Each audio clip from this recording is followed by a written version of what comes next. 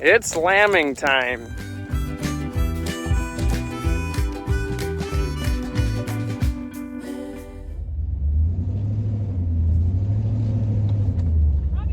Good. How's it going, guys? Jordan Meyer, Olson Family Farms. We're hooking the Greg Judy baling roller up to some more bales here. We're gonna feed the sheep. They're lambing like crazy. Oh, we got that bale hooked up. This is the second one we're pulling in there. I don't even know how many lambs we got on the ground, but it's coming hot and heavy. Weather is actually pretty good. I believe in the last video, you would have seen us getting ready for the storm coming. Oh boy, I don't know if I'm gonna make this corner. That's what I was thinking too. What are you doing? Better back up. Don't mind us, we're just doing a little loop-de-loop. Yeah, the sheep are lambing heavy. We were supposed to get tornadoes and all of that fun stuff there, and everything pretty much petered out by the time it got to us. I think some people might have gotten something up by the cities. Rochester got inch hail, and then... Oh, I guess, yeah, Rochelle says Rochester got 1 inch hail. There was a couple places in Wisconsin, so north and east of us that got tornadoes. Yeah, so that. But yeah, we lucked out. We didn't get any of that, so we're fortunate for that. And yeah, because they were talking baseball size hail and a little baby lamb, and that really wouldn't fare too well. We had a little bit of woods here for them to crawl into, but luckily they didn't have to use that. And I don't know, we probably got, I'd say we'd be lucky if we got a 1/4 inch of rain out of the deal, but we've been getting decent moisture. The grass is growing pretty nice, as you can see on the other side of the fence. They're definitely taking this stuff down here, which I kind of think is a good thing, honestly. It's all disturbance, and we're gonna change it up here. I think we're getting too much of a thatch layer on here anyways, and this is a good way to set it back, trample it in, add some more fertility to it, and just get some more biology cooking, because we definitely have a really, really good thatch layer. As you can see out the window here, it's covered very well, because we didn't start grazing this farm until the middle of June last year, so we just had tons and tons of big, thick, heavy residue to lay down. So, and we grazed cattle here last year, so now this year we got the sheep, and it's gonna be exciting. Man, there's a lot of lambs out here. Not so much up there, a couple. Then you look over here and there's just...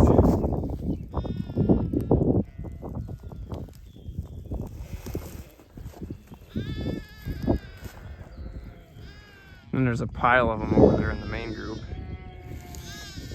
Lots and lots of lambs. Things are really going well. Them ones decided to camp out in the trees. Yeah, we got some burning nettle here, and you can see the tops are clipped off of it from the sheep already. But it's definitely not their preference, but they'll nibble on her though.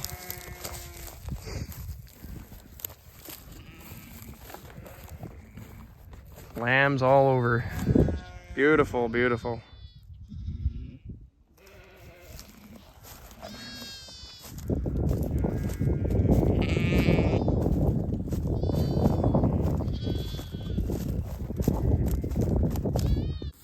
One thing really quick here, this guy had just a massive wad of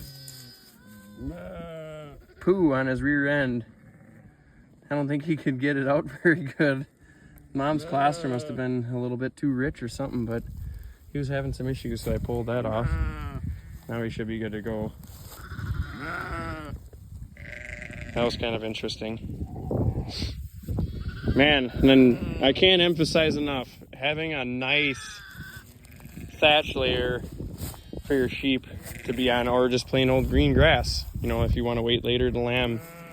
Super, super important keeping these guys dry. There's so many things that they can pick up from bare soil and dirt and manure and everything else if you allow them access. You know, like when they're born, you know, their navel is open and exposed, and if they lay on the wrong piece of ground, you know, they can pick up a bunch of pathogens and things like that. But when you got them on nice dry ground, it's definitely nice. They do so well.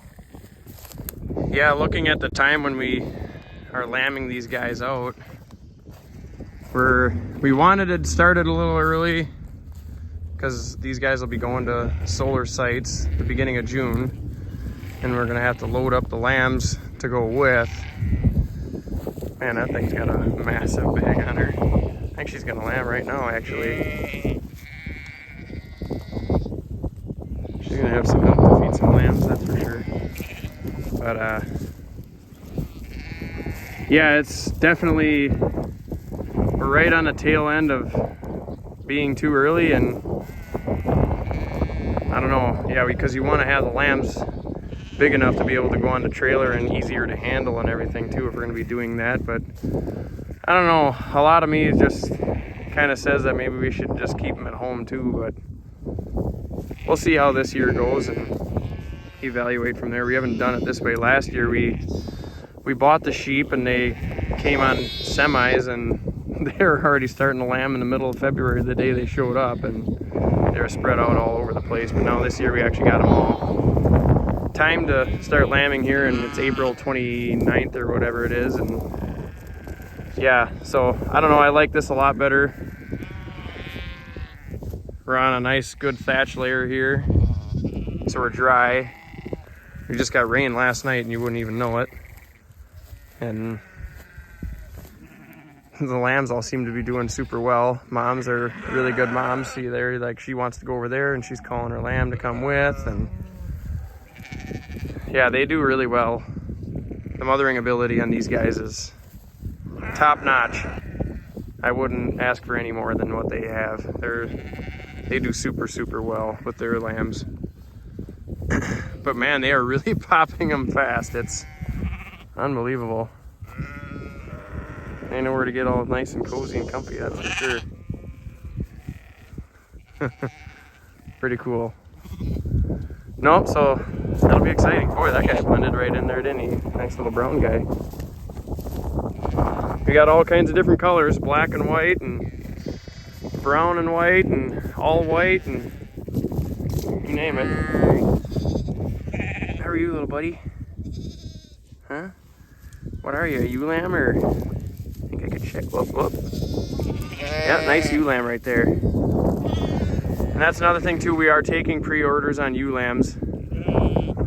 Just going like right back down.